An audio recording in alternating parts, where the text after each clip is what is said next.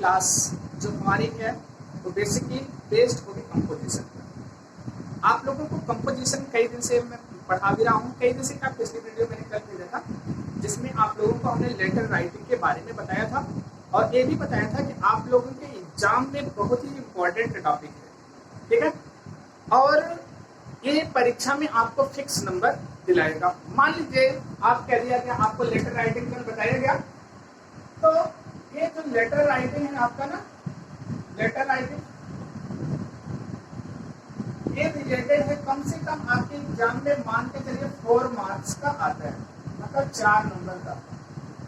अगर आप सही सही लिखते जितने भी पॉइंट उसमें बताए गए थे तो आपको कितने नंबर मिलेंगे? 4 नंबर। इतना ध्यान रखिएगा।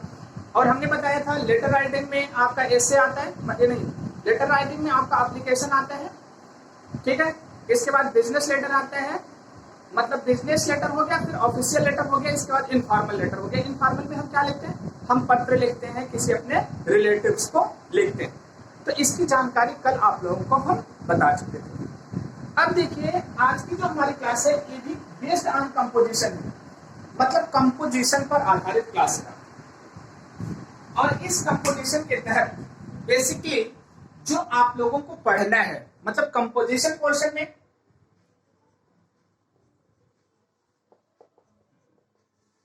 इस कंपोजिशन पोर्शन के तहत आज आपको एक महत्वपूर्ण टॉपिक हम बताने चल रहे हैं। क्या है? Essay writing. क्या बताने चल रहे हैं? एसे राइटिंग, ठीक। अब देखिए एसे का मतलब, एसे एक निबंध होता है, ध्यान रखिएगा। क्या होता है? निबंध। हिंदी में आप जानते हैं कि आपको निबंध लिखते हैं, जैसे होली पर लिखते हैं, दीपावली पर लिखते हैं, साइंस पर मतलब विज्ञान पर लिखते हैं, पर्यावरण पर लिखते हैं, दहेज प्रथा पर लिखते हैं, ठीक है। और क्या, जैसे पेंडेमिक मतलब महामारियों के ऊपर लिखते हैं, ठीक है।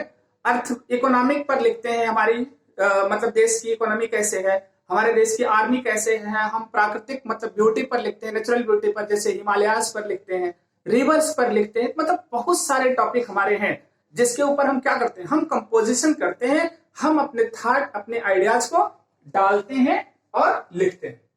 तो बेसिकली देखिए एसे में क्या होता है, यहां पर जो राइटर है ना, बेसिकली अब कह दिया गया कि आप तो स्टूडेंट हो, आप राइटर हो नहीं। आप क्या हो? आप तो स्टूडेंट हो, विद्यार्थी हो, आप राइटर नहीं हो। बट लेकिन अगर आप कोई भी चीज, कोई भी टॉपिक, ध्यान दीजिएगा, अगर आप लिखने का काम कर रहे हैं, राइट करने का काम कर रहे हैं, तो आप उसके क्या बन गए? राइटर बन गए। क्यों? क्योंकि यहां पर आप अपनी फीलिंग को, अपने थॉट को, अपने आइडियाज को क्या करते हैं? एक्सप्रेस करते हैं अपने तरीके से, ठीक है। इसको अपने फीलिंग, अपने थॉट, अपने आइडियाज को आप क्या करते हो? एक्सप्रेस करते हो किसी चीज के प्रति। ये आपको पता हो गया कि मतलब किसी चीज के प्रति हम जब अपनी फीलिंग को, अपने थॉट को, अपने आइडियाज को अपने तरीके से या जैसे वो चीज होती है उस वैसे ही रूप में हम उसको क्या कर देते हैं? अपने तरीके से एक सीक्वेंस में बना करके रख देते हैं, तो हमारा क्या तैयार होता है? इससे तैयार होता है, ठीक। अब देखिए जैसे कल हमने आपको बताया था कि जो हमारा लेटर था वो 2 तरीके का था, एक पर्सनल था और एक इम्पर्सनल था, ठीक। अब यहां ऐसे का भी जो क्राइटेरिया हम देखते हैं निबंध का, ये भी 2 होता है हमारा, ठीक है। एक हमारा होता है पर्सनल, क्या होता है? पर्सनल एसे, मतलब कि जो हम कभी व्यक्तिगत अपने ऊपर कोई टर्मिनोलॉजी लेकर के लिखते हैं, ठीक है, जैसे कोई बायोग्राफी लिखता है, आगे समझ नहीं, या ऑटोबायोग्राफी लिखता है, ठीक। वहां पर वो चीजें हमारी क्या होती हैं? पर्सनल एसे होती है, मतलब जिसमें हम राइटर जो होता है वो अपनी आइडियाज को उसमें डालता है कि ये ऐसा होना चाहिए, ठीक है, ये यहां पर गलत है, आगे समझ में, मतलब उसको क्रिटिसिज्म करता है, उसको अपने तरीके से क्या करता है, जैसे उसकी एप्रिसिएशन करता है, अपनी फीलिंग जब डालता है, वो चीज आपका क्या हो गया, related to personal essay, personal composition. ठीक, और यहीं पर दूसरा टॉपिक हमारा है इम्पर्सनल एसे।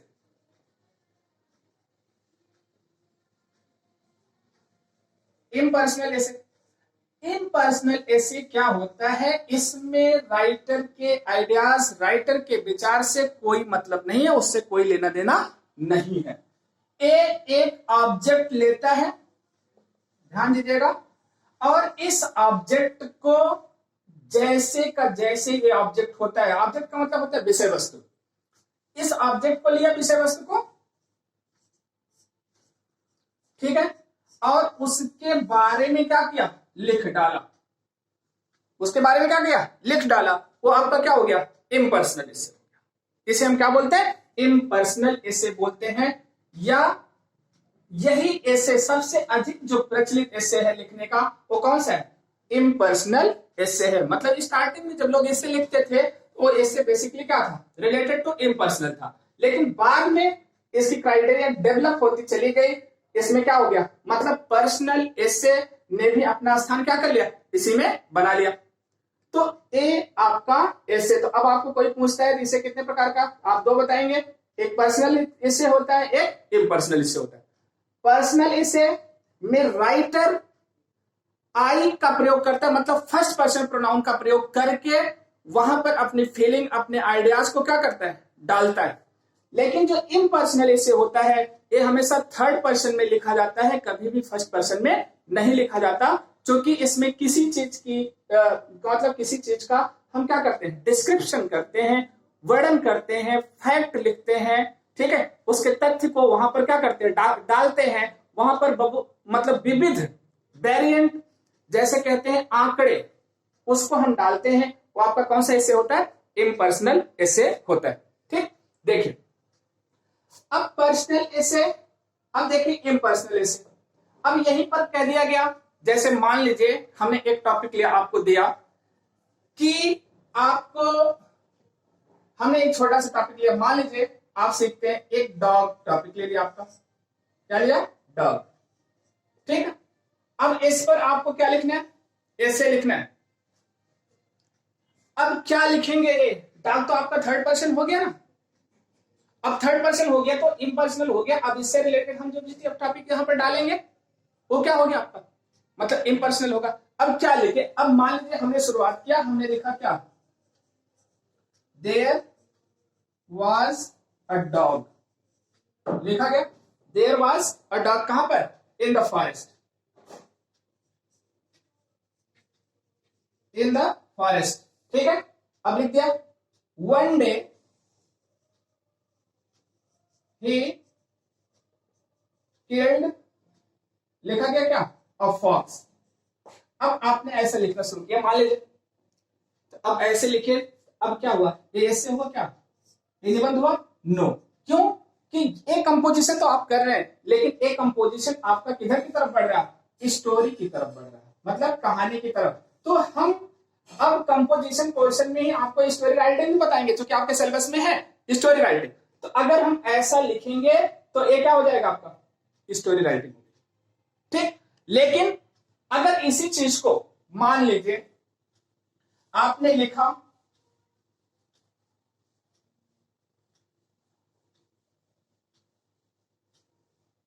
क्या लिखा, मान लीजिए अब यहां पर आपने डॉग लिखा, ठीक है। अब आप यहां पर लिखते हैं क्या, हमने लिखा dog is a faithful animal, ठीक है, dog is a faithful animal, कुत्ता क्या है, एक वफादार जानवर है। अब कह सकते हैं, अब इट वाज, इट इज लगाइएगा, वाज क्या लगाएंगे, इट इज अ डोमेस्टिक, ठीक है, क्या लिखा गया, एनिमल, यह एक क्या है, डोमेस्टिक एनिमल है। अब देखिए मान लीजिए, अब आप यहां पर किसके बारे में कर रहे हैं, कुत्ते के बारे में लिख रहे हैं, अपने बारे में नहीं लिख रहे हैं, क्या लिख रहे हैं, अपने आइडियाज नहीं डाल देना। हाँ, अब ये जरूर लिख सकते हैं बाद में, आई हैव अ डॉग, ठीक है, मेरे पास भी क्या है, एक कुत्ता है, बट इट इज अनफेथफुल, लेकिन पूरी तरह से क्या है, वो अनफेथफुल है। और क्या लिखा गया, वो डोमेस्टिक नहीं है बल्कि क्या है, सैवेज है। तो अब ऐसे डालें तो उसके बारे में आपने लिखा, अपनी तरीके से लिखा। अब देखिए यहां पर दो सेंटेंस आपने लिखा, एक तो लिखा dog is a faithful animal, और उसके बाद लिखा it is a domestic animal, और यह एक क्या है, मतलब घर पे रहने वाला प्राणी है या घरेलू जानवर है। अब दोनों सेंटेंस आपने लिया, तो अब यहीं पर देखिए थोड़ा सा मतलब क्या हो गया, कंट्राडिक्टरी हो गया। हम कहते हैं इससे हमारा ऐसा होना चाहिए ना कि उसकी बिगिनिंग जो हो और उसके बाद अगला जो सेंटेंस हो, दोनों के बीच में एक मतलब तारतम्यता, क्या हो, तारतम्यता हो, उस तरीके से आपको लिखने की कोशिश करनी चाहिए। अब यहां पर जैसे लिखा गया, आप पहले ऐसा लिखिए, dog is a domestic animal, ठीक, इसके बाद लिखेंगे it is a very faithful, और यह क्या होता है, बहुत ही वफादार होता है। अब इट इसलिए प्रयोग कर रहे हैं क्योंकि डॉग के सेंस में आप दोनों लगा सकते हैं, और जहां पर आपको जेंडर फाइंड आउट नहीं होता वहां पर हम ही का प्रयोग ना करके किसका प्रयोग करते हैं, हम इट का प्रयोग कर लेते हैं, ठीक। तो अब ऐसे ही किसी टॉपिक के बारे में सबसे पहले हम फैक्ट जुटाते हैं, हम तथ्य जुटाते हैं, उसके आंकड़े जुटाते हैं। जैसे मान लीजिए हमने ये डॉग कहा ना, अब हमने दो चीज को लिख दिया, एक तो कहा ये डोमेस्टिक है, और उसके बाद क्या कहा, फेथफुल है, ठीक। अब इसका मतलब इसमें और क्वालिटी होगी, और वो क्वालिटी क्या होगी, जैसे कह दिया गया, ठीक है, इट हैज 4 legs। अब इसके कितने क्या होते हैं, 4 पैर होते हैं। अब हमने लिखा इट हैज अ टेल, इसकी क्या होती है, एक पूंछ होती है।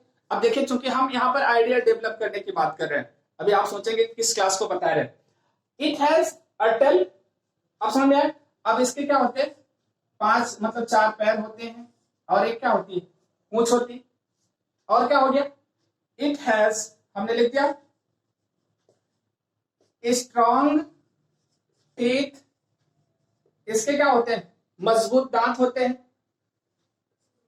इट फाइंड्स, ठीक है, इन अ वेरिएंट कलर, कलर्स, ये मतलब क्या होता है, विविध रंग में पाया जाता है, मतलब कुत्ते का एक ही कलर तो नहीं होता है, मतलब कई रंग के होते हैं, रेड होता है, ब्लैक होता है, व्हाइट होता है, मतलब सारे कलर के होते हैं, आपने लिख दिया। और इसकी ढेर सारी वैरायटीज होती हैं, आप उसके बारे में डाल सकते हैं। अब यहां पर लिखा it has a tail, it has a strong teeth, मतलब टीथ, ठीक। और उसके बाद क्या लिखा, it finds in a variant colours. अब क्या है इसका, जैसे हम विभिन्न तरीके से क्या करते हैं, यूटिलाइजेशन करते हैं, हम लिखते हैं। तो अब आप डॉग के बारे में ढेर सारे मतलब क्या करें, स्टेप उठाइए और उसको एक पैराग्राफ क्या करिए, लिख डालिए। और जैसे एक पैराग्राफ लिखते हैं, आपका एक छोटा सा ऐसे क्या बन गया, तैयार हो गया। मान लीजिए आप छोटे लेवल की क्लास में अगर लिख रहे हैं, तो यही चीज अगर आपकी बड़ी लेवल पे है, मान लीजिए हम बड़े लेवल पर लिए, तो अब बड़ी लेवल पे क्या होता है, आपको लिखना है, मान लीजिए 100 शब्द में लिखना है, 150 शब्द में लिखना है, 200 शब्द में लिखना है, 300 शब्द में लिखना है। हम क्या करते हैं, ऐसे को डिवाइड कर लेते हैं, किसमें, हिंट्स में, उसकी एक रूपरेखा तैयार कर लेते हैं। क्या तैयार कर लेते हैं, रूपरेखा। और रूपरेखा को, किसी भी चीज की जो रूपरेखा है, मान लीजिए हमने लिख दिया उसका आउटलाइंस, ले लिया, ठीक है, कि हमको किस किस मतलब लाइंस के तहत हम ऐसे को क्या करेंगे, तैयार करेंगे।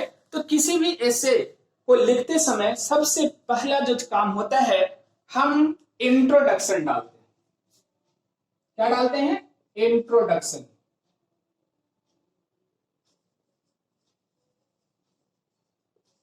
इंट्रोडक्शन डाल दिया, पहला हो गया। इसके बाद हम ऐसे की बॉडी तैयार करते हैं। इंट्रोडक्शन के बाद ये क्या होता है, हमारी बॉडी, ठीक है। बॉडी आपकी सब हेडिंग में डिवाइड होगी, जैसे 1 2 3 मतलब 4, जितनी भी आप बॉडी को क्या कर सकते हैं, आप डिवाइड कर सकते हैं, आप उसमें डाल लीजिए। और उसके बाद जो लास्ट आपकी हेडिंग होती है, मतलब हम कह सकते हैं तीसरी, ये आपकी क्या होगी, कंक्लूजन। मतलब जिसमें हम उसके किसको लिखते हैं, निष्कर्ष को लिखते हैं। मान लीजिए हम एक आपका ऐसे लेते हैं, उस ऐसे में आपने मान लीजिए सबसे पहले इंट्रोडक्शन डाला और टॉपिक मान लीजिए हमने लिखा आपको माई कॉलेज। क्या लिखा, माई कॉलेज। अब आपको अपने कॉलेज के बारे में लिखना है। अब सबसे पहले आप इंट्रोडक्शन लिखेंगे। इंट्रोडक्शन में क्या लिखेंगे, ये लिखेंगे ना, there are many schools in my cities, ठीक है, इन विच, ठीक है, a school is very famous that is situated in, that is situated, IIT लिखिएगा, झोसी, ठीक है, इन प्रयागराज, जहां भी आप लिख सकते हैं अपने स्कूल का, उसके बाद इतना लिख दिए, ठीक है। उसके बाद क्या लिखते हैं, इट्स नेम, मतलब इसका नाम है, अपना नाम लिख दिया स्कूल का। देयर आर मेनी, ठीक है, टीचर्स, यहां पर बहुत से टीचर हैं। They have a lot of qualities to teach the students, और क्या है, स्टूडेंट को टीच करने के उनके पास ढेर सारे गुण हैं। अब बहुत से सारी चीजें को अब इंट्रोडक्शन में आपने डाल लिया, ठीक है। यहाँ पर रेगुलर एग्जाम होता है, रेगुलर सेशन चलते हैं, सारी चीजें आपने इंट्रोडक्शन में, ज्यादा नहीं, कितने में लिखना है, 3-4 लाइन का, 5 लाइन का आप लिखना है। इसके बाद आप बॉडी लिखते हैं।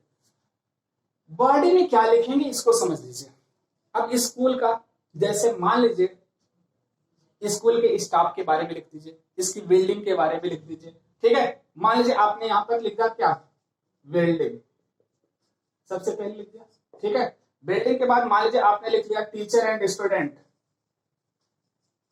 टीचर एंड स्टूडेंट लिख लिया।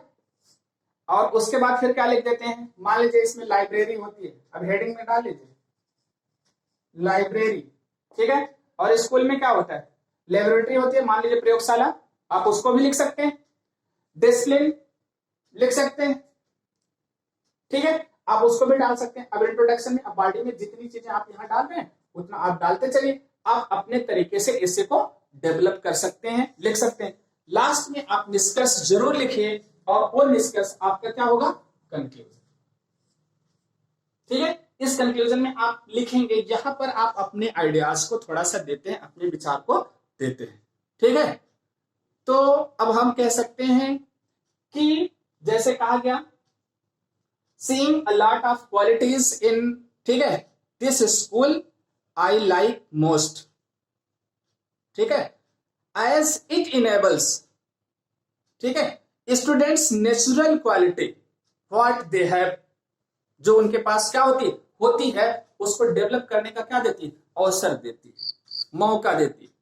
तो ऐसी चीजों को हम लिखते हैं किसमें, कंपोजिशन के ये जो विशेष टॉपिक है इसमें हम क्या करते हैं, लिखते हैं। अब समझ में आया। तो आप लोगों को क्या करना है, एक एक ऐसे सब लोग अच्छे से तैयार करिए, और आप लोगों को जो हम टॉपिक दे रहे हैं ऐसे लिखने का, जो आपके एग्जामिनेशन पॉइंट ऑफ व्यू से इंपॉर्टेंट है, उसमें आप लोग लिख लीजिएगा। एक आपका माई कॉलेज हो जाएगा, ठीक है। और इसके बाद टेस्ट के पहले देखिए, आप लोगों के कोई फेस्टिवल भी पड़ रहा है, और वो 2 फेस्टिवल है, ध्यान रखिएगा। एक आपका रिलीजियस फेस्टिवल है,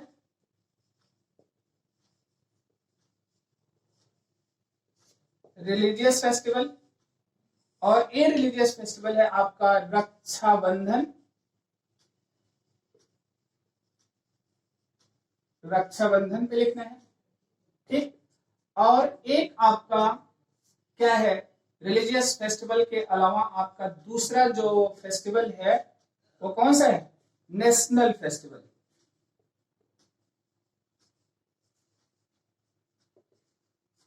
नेशनल फेस्टिवल है। और ये नेशनल फेस्टिवल आपका क्या है, 15 अगस्त, मतलब क्या, स्वतंत्रता दिवस।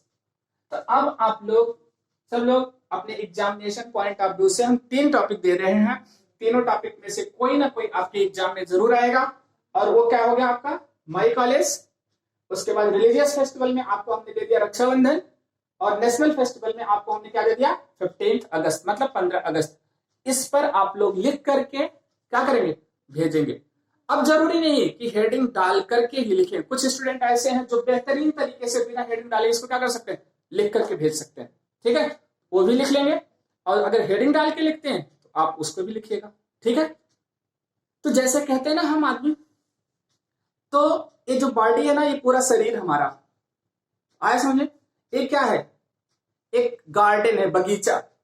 और ये जो हमारा विल है, जो हमारा विचार है, जानते ना, ये हमारा विल और हमारा विचार इसका गार्डनर है, मालिक है। हम जिसको जिसको जैसे बनाना चाहते हैं हम वैसे क्या कर देते हैं, बना लेते हैं। जैसे मान लीजिए इसी में एक स्टेटमेंट है, अभी आप लोगों को हम बताते हैं, लिखा गया विलियम शेक्सपियर, मतलब ग्रेट कह सकते हैं कि ड्रामेटिस्ट हैं, जिनके जिसमें लिखा गया है ये स्टेटमेंट, देखिए लिखा गया कि आवर बॉडीज, ध्यान दीजिएगा, ये लिखा गया आवर बॉडीज, ठीक, are our gardens, are our gardens, ठीक। इसके बाद लिखा गया टू व्हिच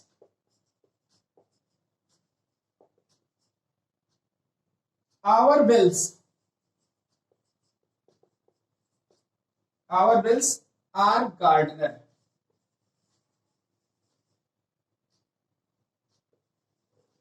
आवर गार्डनर्स। अब देखिए एक स्टेटमेंट है, और ये statement related to William Shakespeare के जिस प्ले से है, ठीक है, उसका नाम है आपका ओथेलो, ग्रेट ट्रेजेडी है,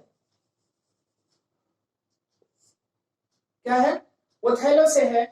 और इसमें जो मेन कैरेक्टर है, जो बोलने वाला है, वो है आपका रॉड्रिगो, कैरेक्टर बोलता है, कैरेक्टर का नाम है रॉड्रिगो, ठीक है। और ये रॉड्रिगो मतलब एक कन्वर्सेशन करता है, मतलब क्या करता है, बात करता है।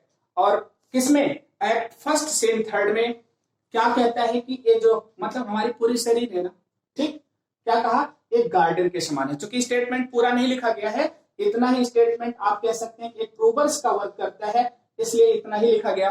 बाकी उसने लिखा है, रॉड्रिगो ने लिखा, virtue a fig is in ourselves that we are that's our thus, or thus कह रहा है, मतलब ये जो गुण है ना, गुण डेवलप कहां से होता है, वो हमारे विल से डेवलप होता है, हमारी इच्छा शक्ति से डेवलप होता है, ठीक है। और इस इच्छा शक्ति को डेवलप करने में मदद कौन करती है, हमारी बॉडी, लेकिन उसका गार्डनर कौन होता है,